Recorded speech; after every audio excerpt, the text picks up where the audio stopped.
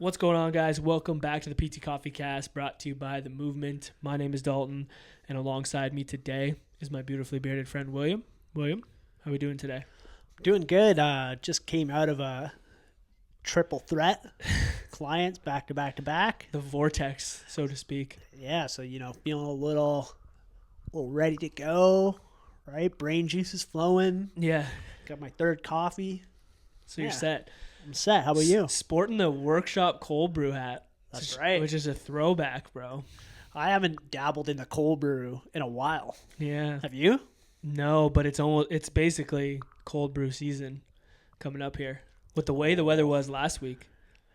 Different story, 3 coffees versus 3 cold brews. Bro, it hits different, yeah, and it just brings back the like that hat. So let's go on. Let's have a little story time before we get this episode. Workshop Cold Brew, shout out to them. Paul specifically was the owner of Workshop. If you guys remember this, when we had the OG blend way back in the day, he was the one that created the blend for us. It was his roast, his beans. And he owned Workshop Cold Brew, and Will actually worked with him for like an event as well, slinging some cold brew, and so there's a little special place in our heart for that hat. Good times. Yeah, I miss those days. Simple times. Yeah, You know? That was one of the most fun. Like, sometimes I'm like, it'd be great if my life was just pouring coffees.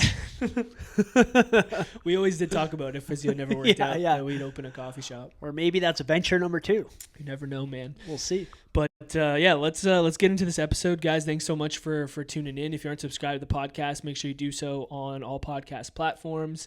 If you want to check us out on YouTube, our full-length video podcasts are up there, so you can subscribe to the Movement PT's YouTube channel. And if you guys are interested in the mentorship, we did wrap up the applications for cohort 1. That is underway as this episode goes. We're super stoked. But we are more than likely going to have a second cohort probably sending off sometime in the fall of this year. So if you do want to be notified or be aware of that, make sure you click the link in the bio and join the waitlist. And we also send out some emails just with like some of the content that we cover in the mentorship through that sign-up link. So if you guys are interested in our content and want to get a little bit more of a sense for what we cover in the mentorship, sign up for that waitlist. But today we got a good episode for you guys. On our trusty whiteboard here, we've laid out what we're going to talk about. And we have 4 steps for an effective plan delivery in a time crunch. Yeah, this is a big topic. I think it's something that people really commonly struggle with. It's just like, how do I, especially if I don't have a ton of time in an initial assessment, maybe I only have an hour or maybe even less, how do I like effectively give a plan that sets the boat in the right direction? For sure. And the 4 things that we have on the board here that we're going to kind of dive into, but I'll lay them all out for you guys. You need their goal. You need a 3-step process. You need to practice confidently communicating what you do know about a prognosis, and then a follow-up email. So those are kind of like 4 steps to developing and implementing an effective plan, especially in like a time crunch situation, which, we have the benefit of having an hour to 75 minutes for our assessments, which is plenty of time. I mean, we could probably even do 90 minutes would be maybe all time, but we know people don't have that much time. And part of like the feedback that we've gotten from, people in our cohort right now for the mentorship, people that we mentor here specifically, is a lot of the pressure that they have from a time perspective to deliver on all these things. So we thought that it would be cool to run through that with you guys. So why don't we start it off with need their goal? I mean, it's pretty self-explanatory, but yeah, I mean, so we always talk about like finding your client's why right at the start. Where are you trying to point your compass, right? And I think that's something very simple. It's not hard. It's not complicated. Hey, my goal is to get back to CrossFit. That's the first thing that goes on the whiteboard, right? Or your sheet of paper, or that you bring up, like whatever's going on, and you put it at the end of the timeline. Hey, this is what we're aiming for, right? Or else I mean, I guess what that helps with is it helps the client know, okay, they know where I want to go. We're on the same page. Yeah, and that like to the third point about confidently communicating a prognosis, like that goal is super important to having that conversation about prognosis, which is hard because of the uncertainty of rehab.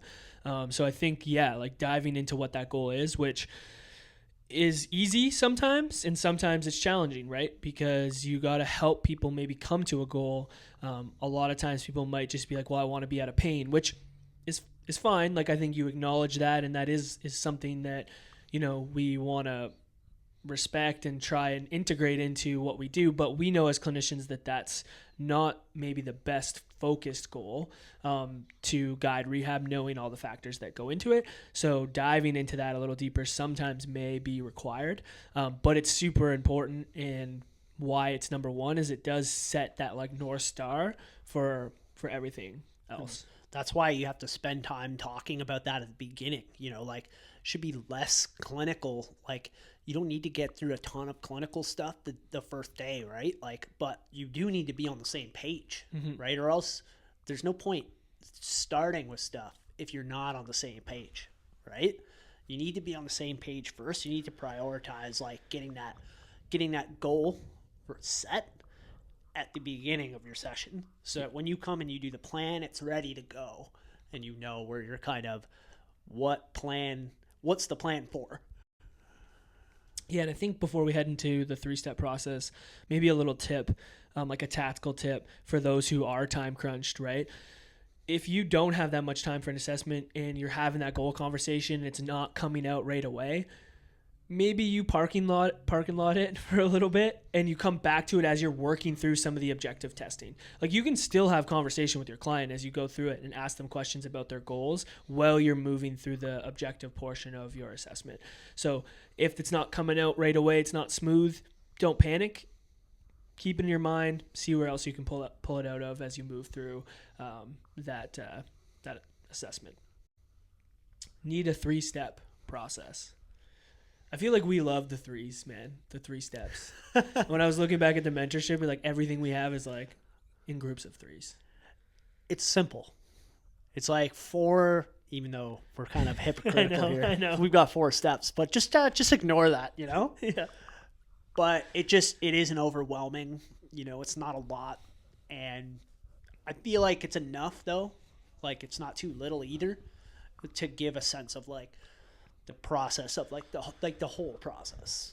Yeah, and I think this part, like the 3-step process, changed the way I was able to communicate plans to clients. It was really a big game changer for me personally, because the hardest thing for me as a clinician was the fact that there's so much stuff going on in the initial assessment. You're taking in so much information. You're trying to balance like processing what's happening, but also communicating it to the client.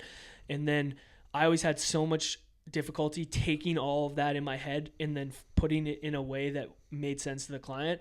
And when we started implementing like our 3-step process here, it really helped like put that, kind of slow things down and put it in an easier way to deliver to the client and for myself to conceptualize what information was coming in.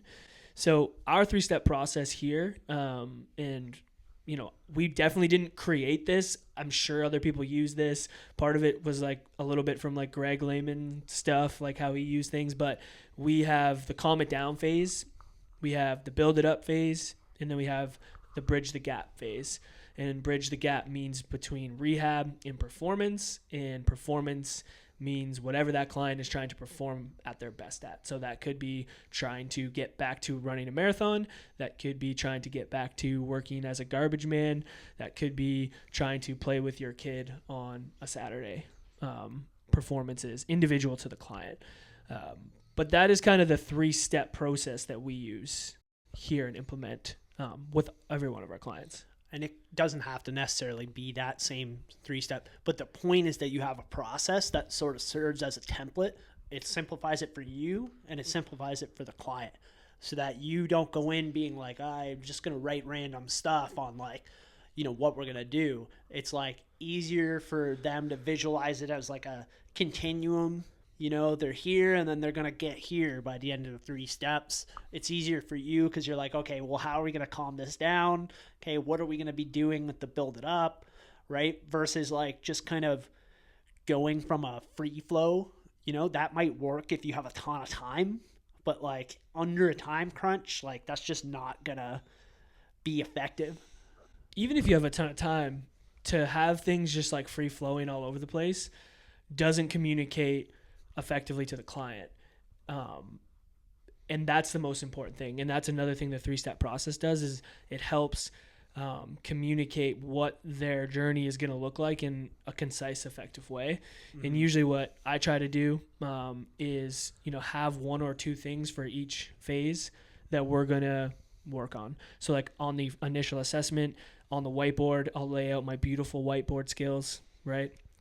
With the 3 steps. And then each step I will write like a couple things, most likely like 2 things that we'll focus on. If they're in the calm it down phase, we're going to focus on modifying movement and starting to add a little bit of loading through basic movement. Build it up phase, we're going to talk about increasing load. And then we're going to maybe talk about something that's specific towards like their goal. So if it's a runner, maybe it's like in this phase, we'll start the return to run program, right? And then the bridge the gap, it's usually in that phase I'm talking about more sport specific, job specific, performance specific things where we're saying, hey, we're going to continue to always increase your load and challenge you, but we're also going to start implementing some plyometric based training and loading here so we can build your tissues up to take on the tolerance for running and get you back to crushing it in your half marathon. Just to give you guys a little bit of example of like maybe what you would touch on in those 3 kind of phases. Exactly. 3. Are you ready for this? Ask me when your shoulder pain is going to be better by. Will, when is my shoulder pain going to be better? Dalton, your shoulder pain is going to be better. Okay, you ready? August 15th at 7 p.m. Nice. A day before my birthday. It's all right. Yeah, that's great. Said no one ever. Yeah. Right? Yeah. That's the idea with this is like no one knows. No one knows the exact timeline that a client's going to be better by, right? That's why this 3rd step is practicing confidently communicating what things you do know about a prognosis, right? And we've had this conversation with a lot of our mentees where they're talking about, struggling with like not knowing how much time to set an expectation for from a client. Yeah. And it's often like the money question. I always say that because clients will be like, so when do you think this is going to be like taken care of? Like, oh, well, that's the money question. It's like, if I knew the exact date, I'd be a really rich man. It's usually my joke. I don't know how funny it is. But yeah, it's the hardest thing, right? And I think it's still something that I struggle with. But what I've realized, coming back to like what we've already hit on, is when you identify what their goal is and you've gotten to like a concise goal or concise enough, you've laid out the 3-step process and showed them what the journey is going to be like. When it comes to then talking about how long these things are going to take, they're very aware of what's going to be included. And I find that clients are more open to you being uncertain because it is uncertain. And as long as you're communicating that clearly and concisely based off of where they are and then where they need to go, most times people are going to be fine with that because they also know in their head that, oh, this has been going on for 2 years. There's no way it's going to get better in 2 days. They know that. So as long as you're communicating that to them, but showing them where the end goal is and what are some things they're going to be hitting along the way as markers of them moving forward, I think that is the more important thing when it comes to like communicating a prognosis. And then we know enough, like, okay, tendons typically respond like this. Low back pain, acute with no like radicular symptoms typically responds like this. So you can give like, hey, most people we see with these types of injuries last, anywhere between 4 to 6 months with us. And I think based off what we're seeing today from you and your goals and where you're headed, probably makes sense. However, rehab isn't linear, and sometimes we're going to maybe be a little bit quicker. Sometimes it's going to take a little bit longer, but we're going to always make sure that we're in good communication with one another, and that way you know where you are along the process.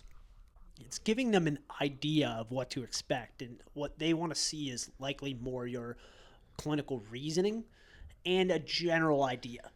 Like, hey, this is probably going to take more in the realm of months versus weeks. You've had this issue for a while. You've got more than one issue. Tendons typically take a little bit of time, right? Your goal is to be quite active, right? So, we're going to have to be pushing things quite a bit, right?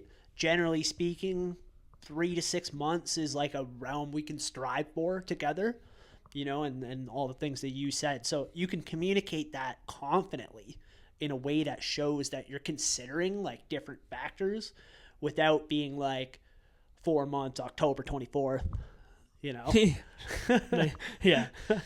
Yeah, for sure. And I think like what happens and what used to happen to me, and from conversations that we continue to have with like clinicians, is that this part gets rushed and we spend more time on gathering a bunch of information with a bunch of different tests. Now, it's not to say that we don't gather information and that we're not objectively assessing people. We are. But this portion of making sure you get their why, making sure you lay out the 3-step process, making sure you communicate that what you do know confidently to the client, those 3 things should be where a lot of the time is spent. And then you should be way more intentional with the objective testing that you're using on that initial assessment to pull information out that, one, you need to make sure that you're making the right clinical diagnosis and that you're ruling out anything that's sinister. And then 2, and more importantly, I think, and more likely the case, is what objective assessment tools am I going to use to better drive this conversation with people, is where I go now, right? And then making sure that you take the time to have this conversation with the client before they walk out is key. It's like if I do a shoulder external rotation isometric and you can barely even push, and they're like, I want to overhead squat 155 pounds. It's like, you can show them right there how much distance there is between those 2 things. And that's not to scare somebody. It's just to give them an idea of like, hey, this is quite sensitive, right? You're pretty far away from that goal right now, right? So help them have more realistic expectations, about what the process is going to be like. Yeah. And I know we made that one reel where it was like it was like you doing a bunch of different like stuff to me, fast forward, like we're trying to show like maybe what a client might experience if you're just going super fast through tests. But try to imagine this, right? Like a client comes in with a problem that's keeping them from doing something that's very meaningful to them. It may even have shifted their sense of self because now they're no longer participating in something that's super important to them. They come in and then now they have, let's say, 45 minutes with you for initial assessment, and you talk to them quickly, you say hello, whatever it is, and then you immediately get into like objectively assessing them. You go through as many different tests as you possibly can to try to get all this information. You're taking them in and out of the room. You're doing a bunch of different things, and then you bring them back into the room, and then you ramble on about like all the things that you just did because like you just brought in so much information, and you're going pretty quickly because you feel the pressure that the session's going to end soon. You got to get right to your next client. You don't want to be late for your next client. And then you're like telling them like, yep, you got shoulder pain. You're going to have to see you a couple times a week. We're going to have you come in, and this is what we're going to work on. And then, all right, we'll see you later. And you walk them to the front. Like, I know I'm exaggerating a little bit, but like that's very much like what happens, I think, a lot of the times. And as a client, like that would be very uncertain for me, not knowing anything about injury or the human body, right? And so what we really try to emphasize to like our clinicians here and like in the mentorship and what we're telling you guys is like, slow it down. Having like a simple process helps you slow it down and gives you a way to deliver it like simply and effectively. But take the time on what we just listed out, 1 through 3, and prioritize that and then fit in your objective testing around those things so that it's very much delivered in an effective way. That's perfect. And I think that's the thing. It's like so much more valuable to connect one thing to a plan, right? And for somebody to conceptualize that versus like 8 different things that, maybe have some crossover, but it's like super confusing, Yeah, and then we'll get into number 4. And the last thing to like put a button on this is the follow-up session. You have more time to objectively assess and gather more information, right? Like, it's not like that's just the last time you're going to be able to see them and get information on like how their knee pain is tolerating load. You have a whole nother 30-minute, 45-minute, hour session, whatever you guys are doing, to be able to get more information. But if you don't lay out the plan, communicate that confidently, show them how you're going to take them where they want to go, communicate how you're going to help them solve their problem, they're not going to come back for that next session. It doesn't matter. Right? They need to trust that the relationship is what they need. Yeah. Right? Because you need to be collecting more data as you're going through the process, And so if they're not, on board for that process, then you're not going to get the opportunity to do it. All right. Number 4. Simple. Follow-up email. It's all simple, man. Right? Well, it is. It is. It's a different thing to execute, but a follow-up email with a reiteration of the plan, or if you really didn't have enough time and you didn't get through the plan, at least you can deliver some of it in the follow-up email. Totally. And I think that's kind of the way that you have to do it if like you've only got 45 minutes, That's write the follow-up, write the plan, tell them you're going to give them a follow-up with an idea of what the process is going to be like, that you can touch base with it again on the follow-up. Yeah, I think that follow-up email is huge. And tactically, just to give you guys some ways to do it, it's like have a template, like have a base template. Like what we have on ours is like what the plan is that they went with, a summary of what we talked about in the session, how they can access the app to get their exercises, where they can call in to reschedule their appointment if they need to, and then if they have any questions about billing, they can email the certain email, and then a positive like sign off, like hyping them up that we're super stoked to work with them. You can have a template of that ready to go, and then each client that comes in, you just personalize it for that client and deliver it to them. So I know the follow-up email thing seems very overwhelming when you think about all the clients that you have. But when you set it up that way, it takes me no more than 5 minutes to send that email out. And I think that is such an impactful thing. And I might be biased because, I don't know. I might just be biased because we do it. But I think it's such a good touch to the client experience that it's one of those things that you are like, oh, everyone does that, but no one does it. And the thing is you probably won't get any feedback on that for most of the people that you send that email to.